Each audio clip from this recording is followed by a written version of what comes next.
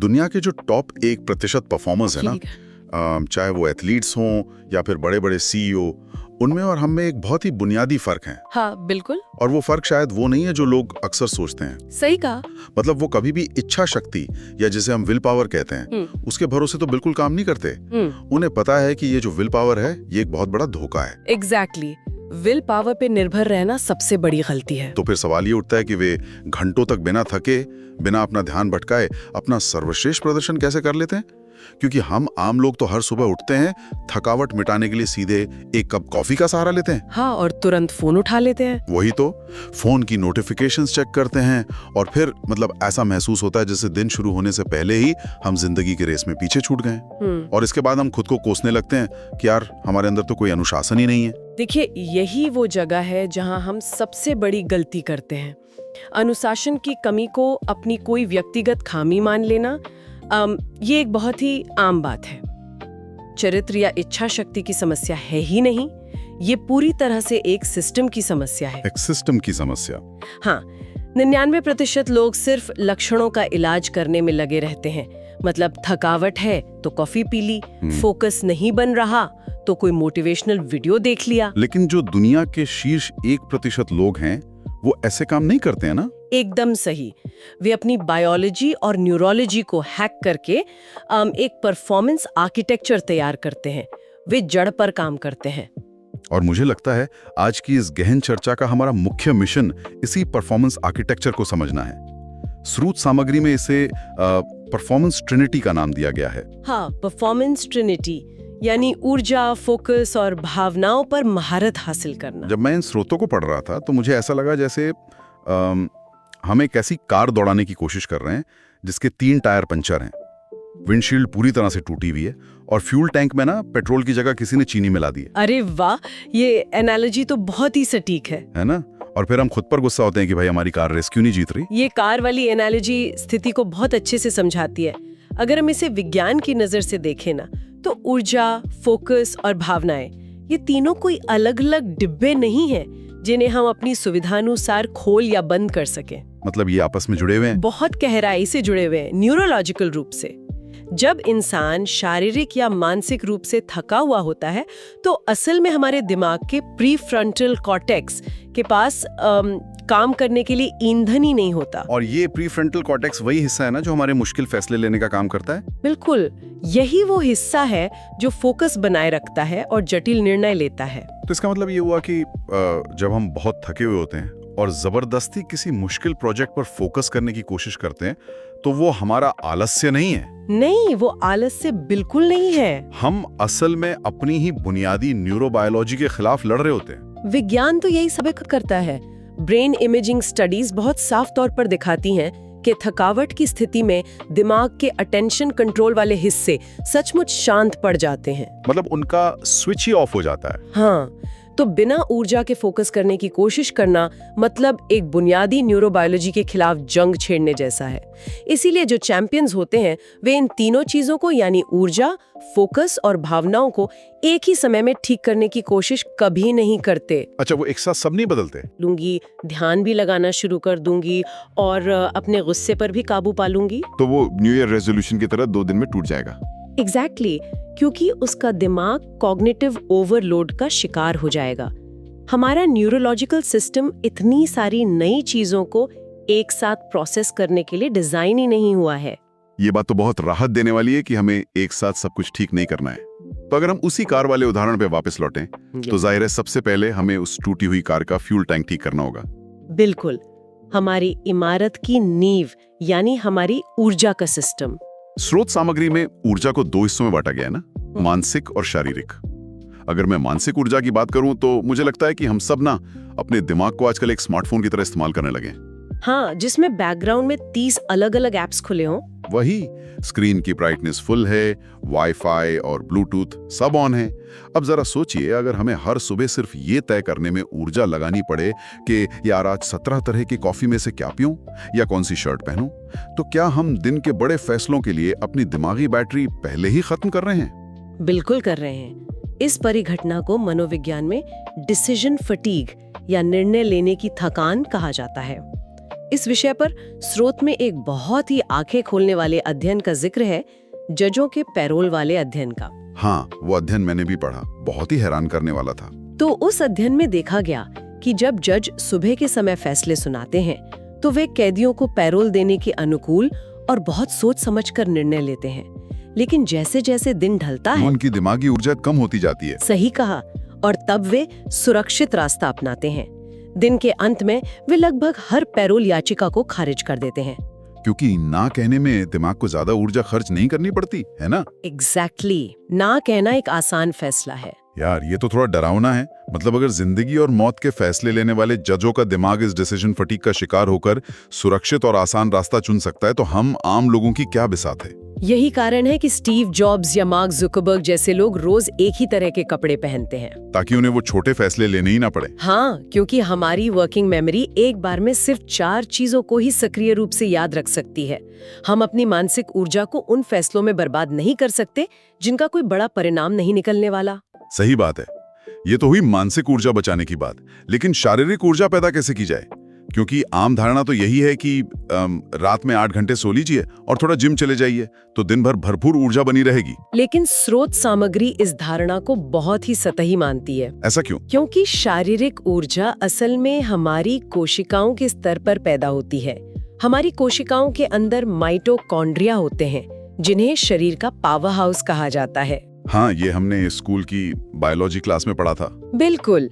आमतौर पर एक औसत इंसान के माइटोकॉन्ड्रिया अपनी क्षमता के केवल 60% पर ही काम कर रहे होते हैं, लेकिन जो उच्च स्तर के परफॉर्मर्स हैं, वे इसे हॉर्मेटिक स्ट्रेस के जरिए 90% से ऊपर ले जाते हैं। हॉर्मेटिक स्ट्रेस, ये क्या होता है? हॉर्मेटिक स्ट्रेस का मतलब है शरीर को एक बहुत ही नियंत्रित मात्रा में तनाव देना, ताकि वो खुद को और मजबूत बना सके। तो क्या इसका कोई सीधा और व्यावहारिक प्रोटोकॉल है जिसे रोजमर्रा की जिंदगी में उतारा जा सके? स्रोत में इसके लिए एक बहुत ही स्पष्ट और दिलचस्प प्रोटोकॉल दिया गया है। ठंडे पानी का शॉवर। ओहो, ठंडे पानी से नहाना, ये तो बहुत मुश्किल लगता है। थोड़ा मुश्किल है, लेकिन बहुत प्रभावी है। नहाने के अंत में पानी का तापमान लगभग 60 डिग्री फ़ारेनहाइट यानी करीब 15 डिग्री सेल्सियस कर देना चाहिए। इसकी शुरुआत सिर्फ 30 सेकंड से की जा सकती है। और फिर धीरे धीरे से बढ़ाना है? हाँ, धीरे धीरे इसे 3 मिनट तक बढ़ाया जाना चाहिए। जब ये ठंडा पानी शरीर पर पड़ता है तो शरीर एक तरह के सर्वाइवल मोड या एक झटके में आ जाता है। मतलब शरीर को लगता है कि वो खतरे में है? एक तरह से हाँ। इस अचानक आए तापमान के बदलाव से निपटने के लिए शरीर को ज्यादा ऊर्जा की जरूरत पड़ती है, और इसके जवाब में कोशिकाएं नए माइटोकॉन्ड्रिया बनाने लगती हैं। इस पूरी प्रक्रिया को माइटोकॉन्ड्रियल बायोजेनेसिस कहते हैं। क्या बात है। तो यही कारण है कि ठंडे पानी से नहाने के कई घंटों बाद भी एक अद्भुत स्फूर्ति महसूस होती है। बिल्कुल, ये बहुत ही तार्किक लगता है। और मुझे लगता है कि न्यूट्रिशन और उसके समय का भी इस ऊर्जा निर्माण से कोई सीधा संबंध होगा। बहुत गहरा संबंध है। मानव शरीर की प्राकृतिक लय होती है जिसे सर्केडियन रिदम कहते हैं। हमारा स्ट्रेस हार्मोन कॉर्टिसोल सुबह 6 से 10 बजे के बीच अपने चरम पर होता है। यानी वो हमें जगाने का काम कर रहा होता है। हाँ, ये शरीर का प्राकृतिक तरीका है हमें जगाने और ऊर्जा देने का। इसीलिए स्रोत सुझाव देता है कि दिन का सबसे भारी और पोषण से भरपूर भोजन इसी समय सीमा के दौरान कर लेना चाहिए, ताकि जब शरीर को ऊर्जा की सबसे ज्यादा जरूरत हो तब उसे ईंधन मिल जाए। सही कहा। जब शरीर उस ऊर्जा को सबसे अच्छी तरह से सोख सकता है और पूरे दिन के लिए जमा कर सकता है। ऊर्जा बढ़ाने के एक और तरीके ने मेरा बहुत ध्यान खींचा। स्रोत पढ़ते समय वो था बॉक्स ब्रीदिंग प्रोटोकॉल। हाँ, वो बहुत शानदार तकनीक है। हाँ, मतलब 4 सेकंड के लिए सांस अंदर लेना, 4 सेकंड के लिए सांस को रोकना, फिर 4 सेकंड में सांस बाहर छोड़ना और अंत में 4 सेकंड खाली फेफड़ों के साथ रोकना।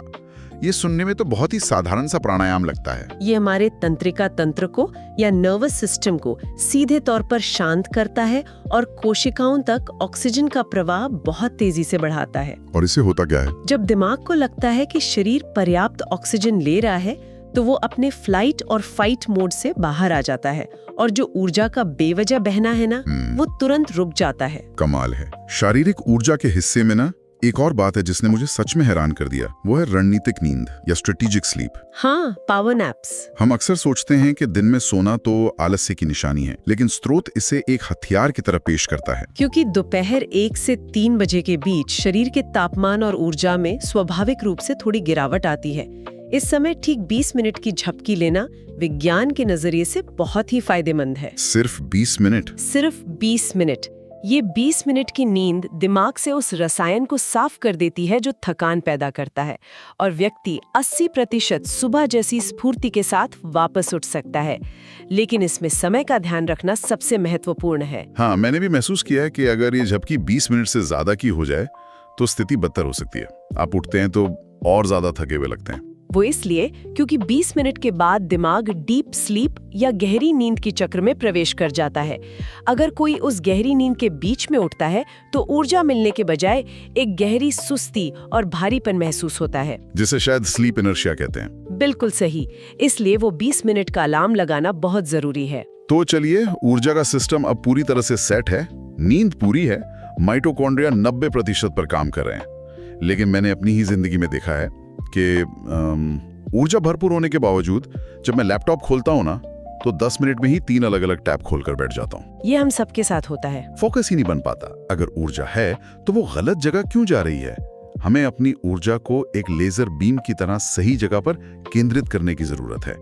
और यहीं पर हमारी चर्चा का दूसरा सिस्टम आता है, फोकस की वास्तुकला या अटेंशन आर्किटेक्चर। बिल्कुल। हम अक्सर ना एक साथ कई चिंताओं को लेकर बैठते हैं। ये तो वैसा ही है जैसे कोई कैलकुलस का मुश्किल सवाल सुलझा रहा हो और पीछे से कोई कान में लगाकर रैंडम नंबर चिल्ला रहा हो। ये स्थिति बहुत आम है क्योंकि आधुनिक समाज ने हमें एक बहुत बड़ा झूठ बेचा है, और वो झूठ है मल्टीटास्किंग। हाँ, लोग इसे एक स्किल मानते हैं। जबकि फोकस कोई ऐसी चीज नहीं है जो सिर्फ इच्छा शक्ति से पैदा हो जाए। ये पूरी तरह से डिजाइन और वातावरण का खेल है। स्टैनफोर्ड यूनिवर्सिटी के एक बहुत ही मशहूर शोध ने यह साबित कर दिया है कि हमारा दिमाग एक साथ 2 काम कर ही नहीं सकता। तो जब हम मल्टीटास्किंग कर रहे होते हैं तो असल में हम क्या कर रहे होते हैं? हम असल में बहुत तेजी से एक काम से दूसरे काम के बीच स्विच कर रहे होते हैं, बस। अचानक फोन पर एक ईमेल का जवाब देने लगते हैं तो हमें लगता है कि हमने तुरंत स्विच कर लिया, लेकिन दिमाग का कुछ हिस्सा वहीं अटका रहता है। एग्जैक्टली। एक कॉग्निटिव टैब के रूप में वो पिछले काम में ही अटका रहता है। और क्या आपको पता है उस फंसे हुए हिस्से को पूरी तरह से साफ होने में कितना समय लगता है? मुझे याद आ रहा है शायद 23 मिनट। हाँ, 23 मिनट लगते हैं। ये आंकड़ा तो बहुत चौंकाने वाला है। इसका मतलब तो ये हुआ कि अगर कोई इंसान दिन भर में हर 15 मिनट में अपना फोन चेक कर रहा है या कोई नोटिफिकेशन देख रहा है, तो वो पूरे दिन में कभी भी 100% दिमागी क्षमता के साथ किसी एक काम पर केंद्रित ही नहीं हो पाया। बिल्कुल नहीं हो पाया। वो बस अपनी दिमागी क्षमता के बचे खुचे हिस्से से ही काम चला रहा है। हम अपनी संज्ञानात्मक क्षमता को लगातार खंडित कर रहे हैं। तो इसका समाधान क्या है? इसीलिए काम के बीच में लिए जाने वाले ब्रेक की भूमिका बहुत अहम हो जाती है। जब लोग काम से ब्रेक लेते हैं तो वो क्या करते हैं? वे तुरंत अपना फोन उठाकर इंस्टाग्राम या एक्स स्क्रॉल करने लगते हैं। हाँ, मुझे लगता है 90% लोग यही करते हैं। लेकिन ये दिमाग को आराम देना नहीं हुआ, ये तो उसे और ज्यादा जानकारी से भर देना है। स्रोत इसके बजाय डिफॉल्ट मोड नेटवर्क या डीएमएन को सक्रिय करने की सलाह देता है। ये डीएमएन, ये हमारे दिमाग के स्क्रीन सेवर मोड जैसा है ना? हाँ, इसे बिल्कुल ऐसे ही समझा जा सकता है। जब हम 15 मिनट के लिए बिना किसी डिजिटल डिवाइस के सिर्फ टहलते हैं तो दिमाग इस डिफॉल्ट मोड नेटवर्क में चला जाता है, और तब दिमाग बैकग्राउंड में काम करता है। हाँ, ये वो समय होता है जब दिमाग पिछली सारी जानकारियों को प्रोसेस करता है, उसे व्यवस्थित करता है और फोकस के अगले सेशन के लिए खुद को पूरी तरह खाली और तैयार करता है। लेकिन जब हम अगले काम के लिए वापस बैठते हैं तो सबसे बड़ी चुनौती तो काम शुरू करने की होती है। मैंने देखा है कि अक्सर काम शुरू करने के बारे में सोचने में ही आधा घंटा निकल जाता है। हाँ, इस हिचकिचाहट को स्टार्टअप फ्रिक्शन कहा जाता है। स्टार्टअप फ्रिक्शन, तो इसे कैसे कम किया जाए? इसे खत्म करने के लिए स्रोत एक बहुत ही प्रभावी 5 मिनट का प्री वर्क रिचुअल सुझाता है। मतलब काम शुरू करने से ठीक पहले अपनी जगह को साफ करना, आज का मुख्य उद्देश्य स्पष्ट रूप से तय करना, फोन को एयरप्लेन मोड पर डालना और 2 मिनट के लिए गहरी सांसें लेना। एक तरह का वातावरण तैयार करना। बिल्कुल। और इसका मुख्य नियम ये है कि जैसे ही कोई काम के लिए कुर्सी पर बैठे तो 30 सेकंड के अंदर असल काम शुरू हो जाना चाहिए। बिना सोचे बस शुरू कर देना है। वाह। और एक बार काम शुरू हो जाए तो डीप वर्क या गहरे ध्यान के भी कुछ स्तर बताए गए हैं स्रोत में। हाँ, शुरुआत में ही खुद को 2 घंटे तक बांधने की कोशिश करना एक गलती है। मतलब पहले दिन ही मैराथन नहीं दौड़नी है। सही कहा। पहले सिर्फ 25 मिनट का सिंगल टास्किंग सेशन करना चाहिए। जब उसमें महारत हासिल हो जाए तब इसे धीरे धीरे बढ़ाकर 2 घंटे तक ले जाना चाहिए। ये वो स्थिति है जिसे मनोविज्ञान में कॉग्निटिव फ्लो कहते हैं, जहां समय का पता ही नहीं चलता। ये सब कुछ सुनने में तो बहुत तार्किक लगता है कि ऊर्जा का सिस्टम सेट है, फोकस का सिस्टम सेट है, फोन भी एयरप्लेन मोड पर है, लेकिन मुझे यहाँ इस परफेक्ट सिस्टम की व्यावहारिकता पर थोड़ा सवाल उठाना है। हाँ, पूछिए। असल जिंदगी कोई प्रयोगशाला तो है नहीं। मान लीजिए कोई इंसान पूरी एकाग्रता के साथ अपना काम कर रहा है, तभी अचानक बॉस का एक बहुत गुस्से वाला मैसेज आता है या घर से कोई तनावपूर्ण फोन आ जाता है और सब गड़बड़ हो जाता है। बिल्कुल, एक ही पल में सारा फोकस और सारी ऊर्जा खिड़की से बाहर चली जाती है। और समाज हमें क्या सिखाता है कि हमेशा पॉजिटिव रहो, खराब भावनाओं को दबा दो और बस अपने काम पर लगे रहो। लेकिन क्या इस तरह अपनी भावनाओं को नजरअंदाज करना सच में काम करता है? बिल्कुल नहीं। तो क्या हम अपने ही सिस्टम में कोई टाइम बॉम्ब नहीं फिट कर रहे होते ऐसा करके? ये सवाल इस पूरी परफॉर्मेंस ट्रिनिटी का सबसे नाजुक और सबसे जरूरी हिस्सा है। भावनाओं को दबाना सबसे बड़ी भूल है और ये लॉन्ग टर्म में कभी काम नहीं करता। तो दिमाग में असल में होता क्या है जब हम भावनाओं को दबाते हैं? जब हम भावनाओं को दबाते हैं तो दिमाग का जो हिस्सा खतरे को भांपने का काम करता है, जिसे एमिगडाला कहते हैं, वो पूरी तरह से हाईजैक हो जाता है। ये एमिगडाला हमारे तार्किक दिमाग यानी प्रीफ्रंटल कॉर्टेक्स तक जाने वाले खून और ऊर्जा के प्रवाह को ही रोक देता है। मतलब हमारा लॉजिकल दिमाग काम करना ही बंद कर देता है? बिल्कुल। इसीलिए जब हम बहुत ज्यादा गुस्से या डर में होते हैं तो हम सही फैसले नहीं ले पाते। जो चैंपियंस होते हैं वे कभी भी अपनी भावनाओं को दबाते नहीं हैं। मुझे याद आ रहा है स्रोत में एक शब्द का इस्तेमाल किया गया भावनाओं के लिए, इमोट्रा। हाँ, इमोट्रा। ये लैटिन भाषा का शब्द है जिससे अंग्रेजी का इमोशन बना है और इसका अर्थ होता है बाहर निकलना या गुजरना। यानी भावनाएं हमारे शरीर में रुकने के लिए नहीं बल्कि हमारे शरीर से होकर गुजरने के लिए होती हैं। विज्ञान की नजर में भावनाएं कोई निर्देश या डायरेक्टिव्स नहीं है जो ये बताएं कि हमें क्या करना चाहिए। वे सिर्फ डेटा है, इंफॉर्मेशन। और दबी हुई भावनाएं इस डेटा को ब्लॉक कर देती है। हाँ, दबी हुई भावनाएं हमारे न्यूरोलॉजिकल सिस्टम की ऊर्जा को ब्लॉक कर देती हैं। इसलिए उच्च स्तर के परफॉर्मर्स इस डेटा को पढ़ते हैं और उसे रॉकेट फ्यूल में बदल देते हैं। भावनाओं को रॉकेट फ्यूल में बदलना, ये थोड़ा फिल्मी लग रहा है। जब कोई इंसान बहुत गुस्से या निराशा में हो तो वो उस ऊर्जा को अपने काम में कैसे लगा सकता है? इसके लिए जो सबसे पहली स्किल विकसित करनी होती है ना, वो है इमोशनल ग्रैन्युलैरिटी, मतलब भावनाओं की सूक्ष्मता को समझना। इसका क्या मतलब हुआ? इसका मतलब है अपनी भावनाओं को बहुत ही सटीक नाम देना। आमतौर पर जब कोई परेशान होता है तो वो बस इतना कहता है, यार मुझे बहुत बुरा लग रहा है या मैं बहुत तनाव में हूँ। हाँ, हम सब ये बोलते हैं। लेकिन दिमाग के लिए ये बहुत अस्पष्ट जानकारी है। चैंपियंस गहराई में जाते हैं। वे खुद से पूछते हैं, क्या ये निराशा है, क्या ये धोखा महसूस करना है, या ये सिर्फ आने वाले भविष्य को लेकर घबराहट है? यानी अपनी भावना को सही नाम देने से ही उसका समाधान बदल जाता है। पूरी तरह से बदल जाता है। अगर वो घबराहट है तो इसका मतलब है कि आपकी तैयारी में कोई कमी है। अगर वो गुस्सा है तो इसका मतलब है कि सामने कोई बाधा है जिसे आपको दूर करना है। जैसे ही हम भावना को एक सटीक नाम देते हैं, एमिगडाला का अलार्म शांत होने लगता है और तब हमारा लॉजिकल दिमाग वापस काम करने लगता है। बिल्कुल। और तब हम उस गुस्से की ऊर्जा को दृढ़ संकल्प में और डर को बेहतर तैयारी में बदल सकते हैं। यही वो रॉकेट फ्यूल है जिसके बारे में स्रोत बात करता है। ये तो बहुत ही शानदार कॉन्सेप्ट है। इसी संदर्भ में भावनाओं को स्थिर करने के लिए एक कृतज्ञता या ग्रैटिट्यूड का भी बहुत ही व्यावहारिक प्रोटोकॉल दिया गया है। हाँ, ग्रैटिट्यूड जर्नलिंग। लोग अक्सर अपनी डायरी में बस इतना लिख देते हैं कि मैं अपने परिवार के लिए आभारी हूँ। सच कहूँ तो रोज रोज ऐसा लिखने का कोई खास न्यूरोलॉजिकल असर होता नहीं है, क्योंकि उसमें कोई गहराई नहीं होती। सही कहा। स्रोत कहता है कि हमें हमेशा एक विशिष्ट कारण देना चाहिए। जैसे मैं अपने पार्टनर के लिए आभारी हूँ क्योंकि जब मैं ऑफिस के काम से बहुत तनाव में होता हूँ तो वो जानबूझकर मुझे कोई ऐसा चुटकुला सुनाते हैं जिससे मेरी हंसी छूट जाती है। देखिए, ये सटीकता बहुत जरूरी है। जब हम कोई बहुत विशिष्ट और सजीव घटना याद करते हैं तो हमारा दिमाग नए पॉजिटिव न्यूरल पाथवे बनाता है। मतलब दिमाग की वायरिंग बदलती है। बिल्कुल। इसके अलावा भावनाओं के संदर्भ में भावनात्मक संक्रमण या इमोशनल कंटैगियन से बचना भी बहुत जरूरी है। इमोशनल कंटैगियन, ये क्या होता है? बहुत दुखी है तो बाकी लोग भी वैसे ही महसूस करने लगते हैं। एग्जैक्टली। इसलिए ये सलाह दी जाती है कि हर इंसान को अपने आसपास के लोगों का एक ऑडिट करना चाहिए।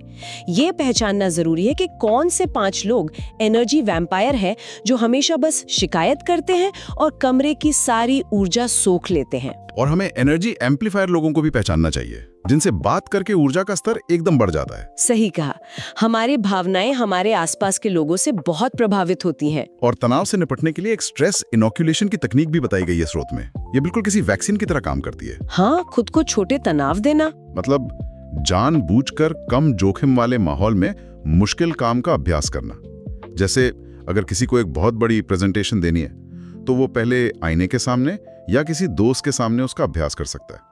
अगर कोई गलती होती है या शर्मिंदगी महसूस होती है तो उस नकारात्मक भावना को रिसाइकल करके उसे स्किल इंप्रूवमेंट के ईंधन में बदला जा सकता है। जब शरीर इन छोटे तनावों का सामना करना सीख जाता है ना, तो बड़े तनाव के समय उसका नर्वस सिस्टम क्रैश नहीं होता, वो पहले से ही तैयार रहता है। तो अब हमारे पास इस पूरी संरचना के तीनों हिस्से हैं। सिस्टम 1 ऊर्जा, सिस्टम 2 फोकस और सिस्टम 3 भावनाएं। लेकिन ये सब कुछ एक गगनचुंबी इमारत बनाने जैसा है। सारी मंजिलें एक साथ हवा में तो नहीं बनाई जा सकती। बिल्कुल नहीं।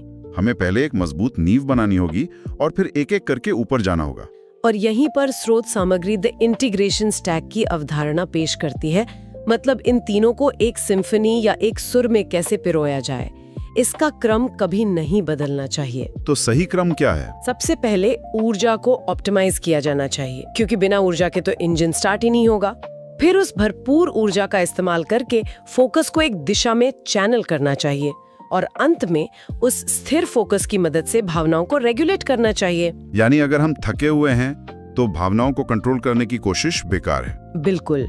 थकावट की स्थिति में अपनी भावनाओं को कंट्रोल करने की कोशिश करना हमेशा विफलता की ओर ही ले जाता है। इन तीनों को जोड़ते समय दिन भर के अलग अलग कामों के बीच का जो ट्रांजिशन है उस पर भी खास ध्यान दिया गया है। स्रोत ट्रांजिशन रिचुअल्स की बात करता है। हाँ, ये बहुत जरूरी है। जैसे एक मीटिंग खत्म हुई और हम तुरंत भागकर दूसरे काम में लग गए, ये गलत तरीका है। इसके बजाय बीच में 2 मिनट का ब्रेक लेना चाहिए, अपनी आंखें बंद करके 5 गहरी सांसें लेनी चाहिए और पिछले काम को दिमागी तौर पर पूरी तरह बंद कर देना चाहिए। ये उसी अटेंशन रेजिड्यू से बचाता है जिसकी हमने पहले बात की थी। हाँ, ताकि दिमाग पिछले काम में ना अटका रहे। और इन सब से ऊपर हमें परफॉर्मेंस पीरियोडाइजेशन के नियम को समझना होगा। पीरियडाइजेशन मतलब समय को बांटना? हाँ, कोई भी इंसान, चाहे वो दुनिया का सबसे बेहतरीन परफॉर्मर ही क्यों ना हो, साल के 365 दिन 100% की गति से नहीं दौड़ सकता। जो बड़े एथलीट्स होते हैं वे सीजन्स या ऋतुओं की तरह काम करते हैं। मतलब कुछ समय बहुत मेहनत और फिर आराम। सही कहा। कुछ हफ्तों तक बहुत गहन काम करने के बाद वे रणनीतिक रिकवरी के दिन तय करते हैं। समाज अक्सर आराम करने को या रिकवरी को कमजोरी मानता है। हाँ, हमें लगता है कि जो हमेशा काम कर रहा है वही सफल होगा। लेकिन रिकवरी काम से लिया गया कोई आलसी ब्रेक नहीं है, बल्कि यह भविष्य के बेहतरीन प्रदर्शन की असली नींव है। जब मांसपेशियां आराम करती हैं, तभी वे मजबूत होती हैं। दिमाग का भी बिल्कुल यही नियम है। और ये सब कुछ बस एक दिन का मोटिवेशन बन के न रह जाए, इसके लिए इन आदतों को अपनी पहचान या अपनी आइडेंटिटी से जोड़ना होगा। स्रोत इसे आइडेंटिटी बेस्ड गोल्स कहते हैं। हाँ, ये माइंडसेट बदलना बहुत जरूरी है।